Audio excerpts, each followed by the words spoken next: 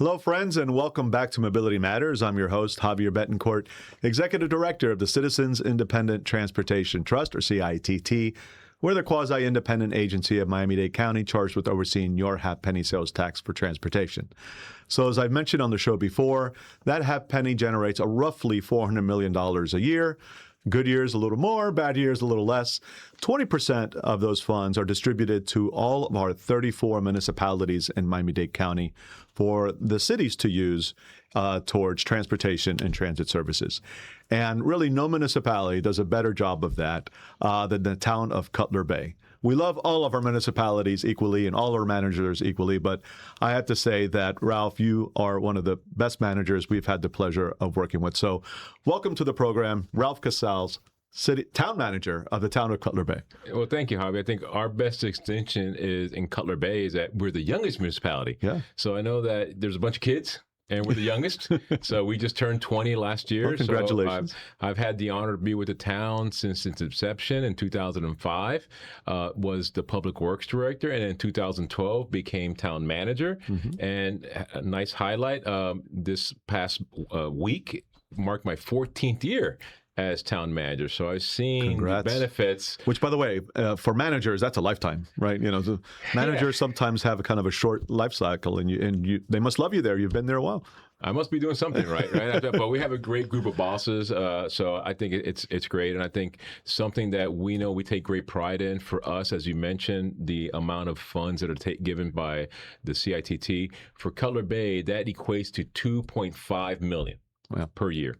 80% to transportation projects, and the other 20% to transit projects as well. So what do you do with that 20%? What do you guys run?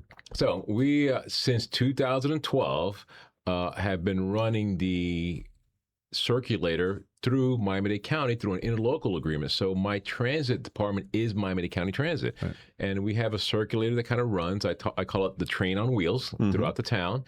And we have almost close to 5,000 riders per month. Okay. When we set the plan up, we made sure that we hit all our senior centers, as well as a lot of our places of interest, as well as the high school. So you have a blend. In the morning time, you have a lot of our seniors that are moving around. And in the afternoon, you have after school programs and the high school kids that are kind of moving around in town. And it's a free service. Is this still Metro Connect? This is right now Miami-Dade County Transit. Right. They call it the 500 local. Okay. And then I have the micro mobility. See, I'm using your terms, right? There you go. The Metro Connect as well. Yes. So we have two different things. Them both. And the Metro Connect, when we instituted the Metro Connect, that we were actually were able to secure some funds from the FDOT Smart Demonstration Funds, as we all received, and we had such a great success that we actually had that grant renewed 2 or 3 years already. That's excellent. Again, we're operated through Miami-Dade County. So Miami-Dade County, they operate our Metro Connect, which is VIA, and we move that first and last mile, and we move approximately another 4,800. Right. And interesting when you look at that, when I was looking at both reports, I thought the circulator bus ridership was going to go down, but actually went up. Interesting. So, yes, small little Cutler Bay, 45,000 residents. We have only like 38 employees. Folks, we're moving 10,000 people a month. That's great. And now, complementing that, of course, is this brand new service that's also run by Miami-Dade County, the Metro Express. Tell us about that and how is that working out? The Metro Express, we call it the BRT. We're lucky enough to have 4 stops in our town. And what we've done is integrated our first and last mile, as well as our municipal circulator to feed the stations there. So it's been working out great. For us, it provides residents another way to connect to Metrorail all the way to the airport. One of the decisions that I needed to make was to keep the service with Miami-Dade County.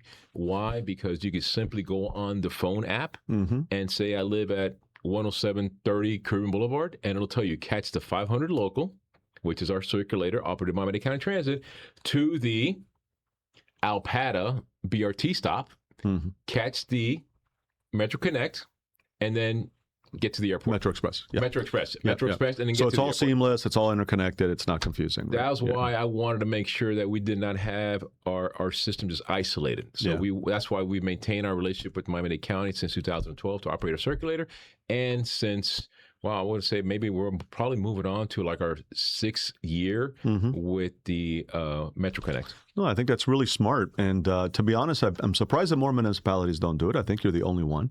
I know, people want to do their own thing, but there's so many advantages to just allowing the people who do this for a living and are already operating the larger system to go ahead and do yours as well because of that interconnectivity and that seamless integration. I think there's a lot of cost savings there too. Sure. One, we don't have the staff, just to manage that, right? So the Miami-Dade County Transit Department provides us an account manager as well as through the Metro Connect.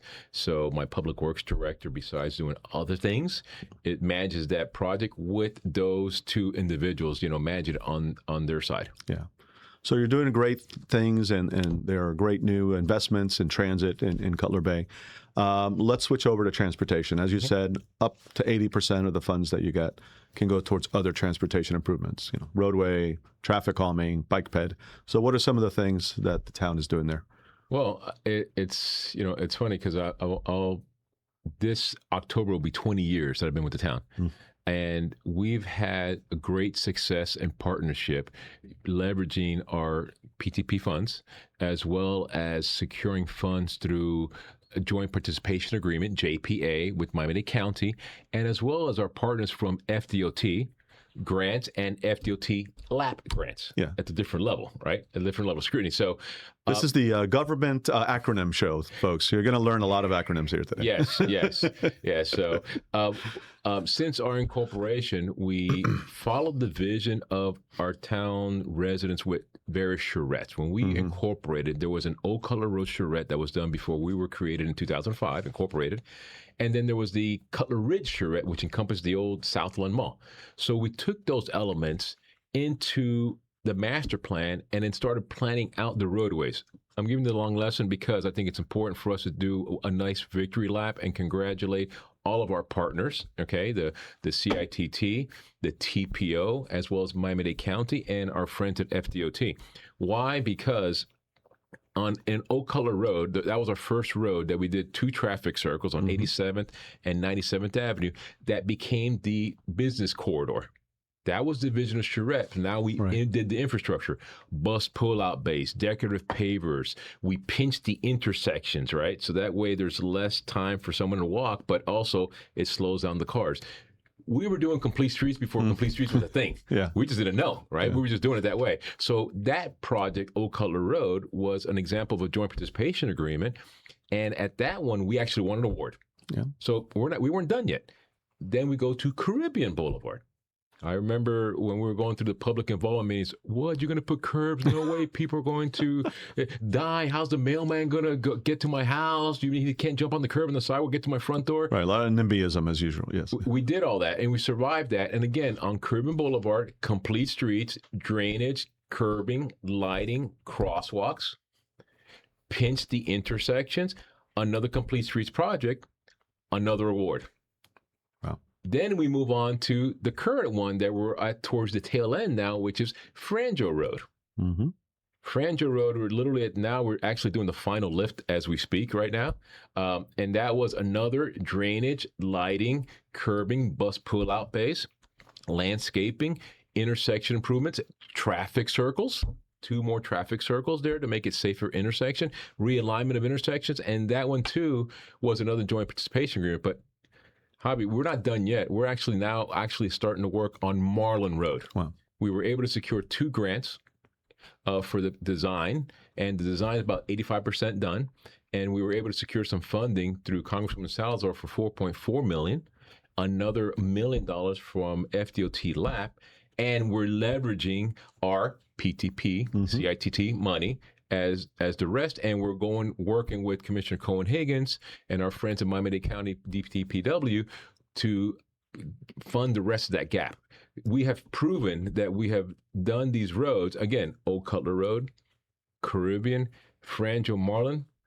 None of those are our roads. They're all county roads, but they all intersect. Sure. And the vision for that was not only from the charrette, but we also had a complete streets master plan funded through the TPO that kind of laid out the design and a lot of public involvement meetings. So all the elements that you see there is public involvement meetings. So it's definitely a grassroots effort. So I love everything about what you said, starting with collaboration. Right. I think we get a lot more accomplished when we work together with others and we leverage each other's funds and the capabilities. The leveraging, the half penny was always intended to be a match to attract state and federal dollars. And accomplishment, right? I mean, you're getting things done and not necessarily all at once. It's one road at a time just to show incremental progress. And that's how you get things done. So congratulations. And as a result, you're being recognized, not just with the awards you mentioned, but I think you had a more recent one. Tell us about that. Yeah. So more recently, we had Alfredo Quintero, our Public Works Director, received Great guy. Received a distinguished award being Public Works Director for the entire state of Florida through the American Public Works Association. Wow. That's huge. That was amazing. And then also... Congratulations, Alfredo. Yes. Well deserved. Absolutely. And then we also had a project of the year that was done, a traffic circle with FDOT LAP money, leveraged with PTP money off of 103rd and Lanier Drive. And we won Project of the Year as well for a small scale project. And then also his administrative assistant received a branch award for Exceptional Performance Award, Cassandra Silva, as well in that department. And I should mention that Alfredo was also a semifinalist for our Trailblazer Award at our inaugural Mobility Matters Awards program earlier this year. So, the problem you're going to have is you're running out of room on your shelf for all these awards and accolades. So what are you going to do? You're going to have to build a new wing to City Hall to accommodate all that. We talked about internally that we're setting such a high bar. Yeah. Right? We're setting such a high bar that residents are saying, well, or you're going to win an award for Franjo. I'm like, well, let me finish the road first. Let's not get ahead of ourselves. But I think also the important part that people don't see on the roadway improvements is also the water quality improvements. A nice catchy phrase, stormwater drainage. And we were just received an award from the American Association of State Flood Managers that we actually went up to Milwaukee. And we won the 2026 James Lee Witt Local Award for Excellence. Wow. I thought it wasn't a big thing until I said, wait a minute, there's only been, in the last 34 years, 2 cities in the state of Florida that actually won it. Yeah. And this was a national award. So I'm like, okay, let's go up there. But when you go up there and you're getting the award, you're seeing, I'm a certified floodplain manager as well as Alfredo and most of my staff, right? We have actually 7 out of 37 employees that are floodplain managers.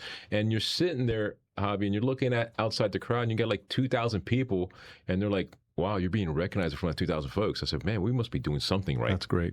That was another accomplishment we did. And we don't talk about drainage a lot because it is not a sexy topic. People take it for granted, but it's incredibly important, especially in Cutler Bay, which is a low-lying area, especially as sea levels rise. I mean, people really need to think more about that issue and invest in it because, if that water doesn't drain, the city doesn't function. And it's a treatment too, right? Yeah. I mean, we're a coastal community. We know that every time we do a roadway project, it's not just simply mill and resurface. Yeah. The roads that we discussed, Old Cutler, Caribbean, and Franjo, we went all the way down. We tore the road up. So thank you to all the residents with all the patience that they had there. I mean, you literally come outside your house where is the road? Yeah. And now there's we went below the road to put in the drainage and then account for sea level rise as a master plan and raise the road as well. And the water quality treatment. Why? Sure. We all enjoy the Bay. Yeah. We know it's a $5.6 billion economic engine for the Dade County. And I tell folks all the time, where do you think that water's going? It's going to go to the groundwater table, or it's going to go to a drainage, or it's going to go to a canal out to the bay. So we always incorporate stormwater projects in our roadway improvements. I appreciate it. As someone who's always out on the bay from Black Point, I cut through your town quite a bit on weekends to go boating. I appreciate that because the bay is in trouble. Yeah. So anything we can do to help is appreciated. Now let's talk about bicycle pedestrians. So. And micromobility, if that's something that your city's into. So what's going on in that arena? Well, the roads that we discussed, all of them either have a dedicated bike lane or shared use path. The most famous one is Old Cutler Road. We have a nice shared use path there. But we're also looking at other corridors there to connect the bike paths, right? Because we have a pedestrian and bicycle pedestrian master plan, also funded, thank you, Eileen Bouclé and TPO, funded by TPO. So again, what we try to do is we're not just making up these projects. We go into our master plans. The projects are ranked and ranked by the residents through public involvement meetings. So right now, our next project that we're gearing up is on 87th Avenue and 212th Street, and then you have Old Cutler Road. So you got one bike path here, very popular, Black Point, 87th Avenue, and then you have Old Cutler Road. So it kind of like starts separating there, and there's a common road there, which is called Southwest 212th Street, that we inherited years ago when we took over from the county. That is a 4-lane highway to nowhere. Nowhere. It stops on Old Cutler Road and it ends in front of like the high school. So there, we're actually doing a nice project that we're applied for a grant to reduce the travel lanes, create a safe bike lane with concrete barriers, not the little white sticks that people love knocking down. No, a nice protected bike lane. A protected bike lane, similar to what the county did years ago on Southwest 212th Street, to create a nice lane, reduce the lane traffic from 2 to 1, and include traffic circles. That's great. As well as that project. So we had the support from the cyclist clubs, and it's going to literally end up, to another segue, right into our Legacy Park Municipal Complex as well. That's fantastic. Well, you're doing a lot, and yet, as if that isn't enough, you're also growing as a city, right? And those two things obviously complement one another, right? Transportation and land use and development are two sides of the same coin.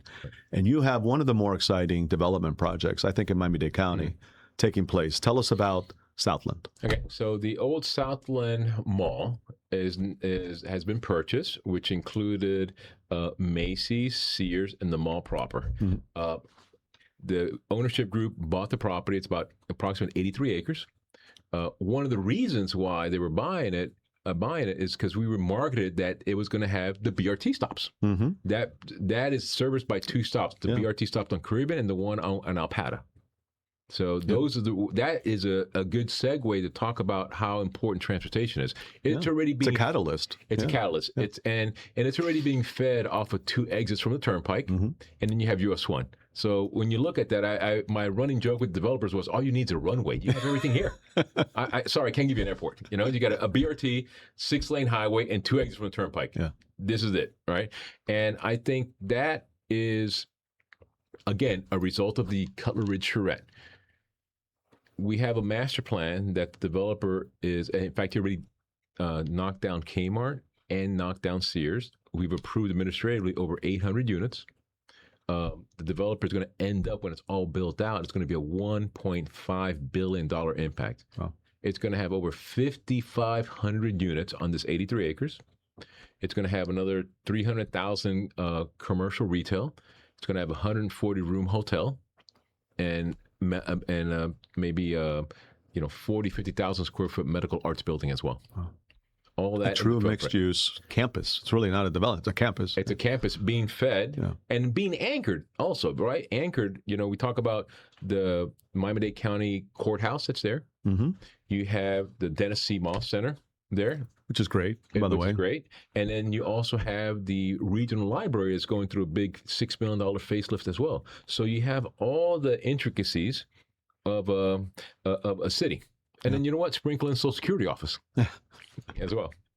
And by the way, with all this talk of property tax reform, if that were to pass, those municipalities who largely depend on homesteaded properties for their revenue are going to be hurting. So smart to really kind of diversify and bring in more commercial and more mixed uses to help essentially subsidize those revenues that may be lost. Yeah, and I think, and the folks that follow us throughout the years, and my role as manager is being very transparent. Deliver good news when it's good, deliver bad when it's bad. And during our 2 weeks ago, we had a budget visioning workshop that, yes, there's going to be some serious implications if the property tax reform passes for Cutler Bay. At the $150,000 homestead exemption level, the town will receive $2.5 million less. Right. 2.5. We receive right now 11.8. It's only 39% of our budget. So we don't have a big dependency on ad valorem, but $2.5 million is a big hit. Yeah. At the $250,000 exemption, it'll be a $4.3 million hit. Yeah. So even though it hasn't passed, we're going to go start launching a campaign of all the different services we have. For us, it's like somebody who has like 1% body fat and you still got to lose more, right? I wish I did, right? But you got to lose more. So for us, it's going to be really tough decisions to make. And I set the table already a couple weeks ago to have that mindset, because the polls they're showing the polls are almost like at 70% polling rate, and once you get somebody into that voting booth, and it reduce my taxes, sure. People are going to vote. Don't always think about the consequences. They just don't think about the consequences. Although what we could do in our town is just show how lean and mean we are. Right. But I was very transparent with both the town council and the public of what the implications will be in Cutler Bay. Yeah. How about other developments taking place outside of that? Well, I think we have our big project. Our big project is our Legacy Park Municipal Complex. It's right on Old Cutler Road. Again, part of the visioning process in between the two traffic circles, right next to the new public shopping center. We were able to purchase 16 acres, and we were able a couple years ago to go out to get a bond, a general obligation bond, for $37 million. And then we went through the master planning. And now we're going to build a $49.9999 million complex there, which is going to be a 3-story town hall. It's on 16 acres, and there's going to be a community center, a pool, and a pool building, and then you're going to have 12 acres of open land. Nice, very nice. Yeah. You know what I love about what you've discussed today is you're tying everything back to I'm an urban planner, so I appreciate planning, but all too often, as you know, all this money and effort is spent in developing a plan, and then it sits on a shelf. Or leadership changes, and they come in with their own ideas, and they ignore the plans from before.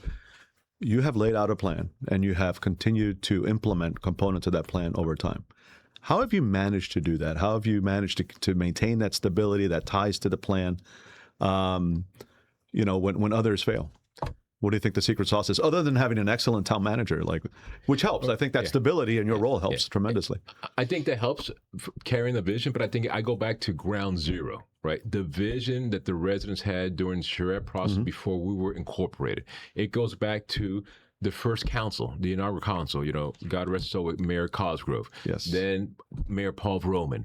Then we had Mayor McDougall. And then we had Mayor Bell. And now we have Mayor Mirabal. Mayor Bell, who is a board member of the Citizens Independent Transportation Trust. We love her. Hi, Peggy. Yes, absolutely. We have a nice advocate voice there. So, and then now we have, Mayor Mirabal. Yeah. And I think not only that, but also the councils that served. We continued to keep that front burner, keep the high priority of the master planning phase. So almost like, I guess, everybody's watching like a lot of the World Cup, right? And you have the folks from Norway that they're always doing the little stroke. Well, we've had the lucky chances to have all our council, stroking the same way. Yeah. Right? Seeing the same vision throughout.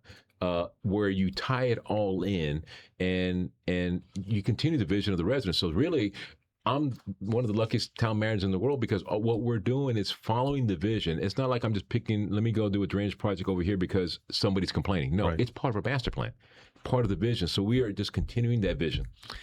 You're underselling yourself because you keep using the word luck and it's not lucky. You've made your own luck through excellent leadership, through excellent management.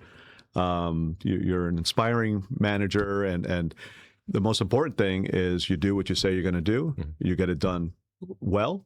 You get recognized for it. And so it's easy to follow a vision when you have competence in leadership and management. So kudos to you and your team.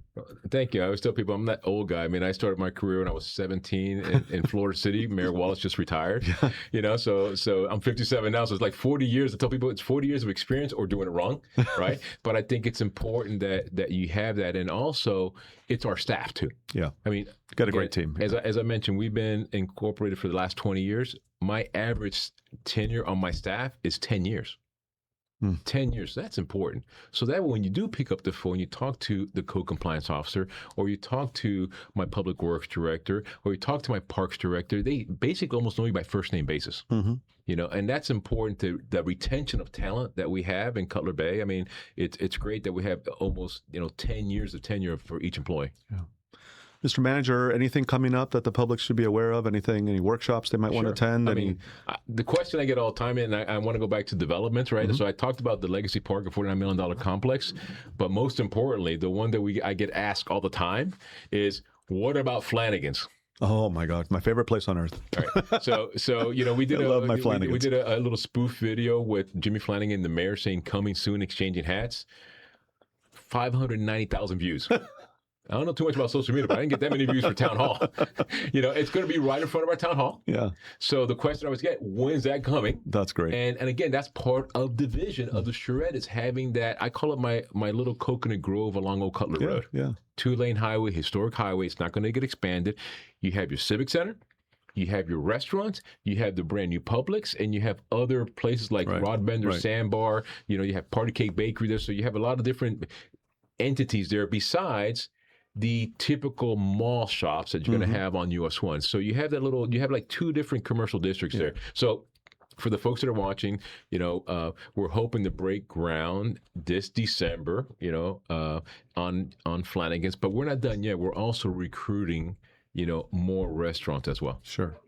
Well, I kid you not. When I lived in D.C., I went up for school and worked there for a little bit. I think what I missed most about Miami was Flanagan's. It's just the perfect place. I love it. So, I'll be swinging by. Please invite me to the opening, I should say. Some ribs and chicken, please. And we also have and we also have another issue that we've been dealing with as well in Cutler Bay, is that we have like a 3-year waiting list for senior housing. Yeah. So what we've done to address that, the council has recently approved over 300 units. We have 100 units that are going to be going along the transitway at the Quail Rouge stop. There's going to be 103 units there. And then we also have another one on right outside the footprint of the mall, but on 211th Street, literally across the street from the Social Security office. That's going to be the Pinnacle Group. That's going to have 200 units. But then we're not done. We have another one within the Lakes by the Bay. This one's a little bit more creative. We call this the intergenerational. It's going to be 322 units, 120 units secure for seniors, and 202 units for what we call hero housing and open market. Wow. We actually were able to secure and to negotiate with the developer to secure at least 20 units, dedicated 20 units for the Homestead Air Reserve base. Oh, that's great. And then the rest for first responders, teachers, police officers, firefighters, school staff. We always talk about the teachers, but we never talk about the cafeteria worker, the janitor. Sure. So we want to make sure that we included that, town employees as well. So that's going to be one of those intergenerational I love that idea. I love it.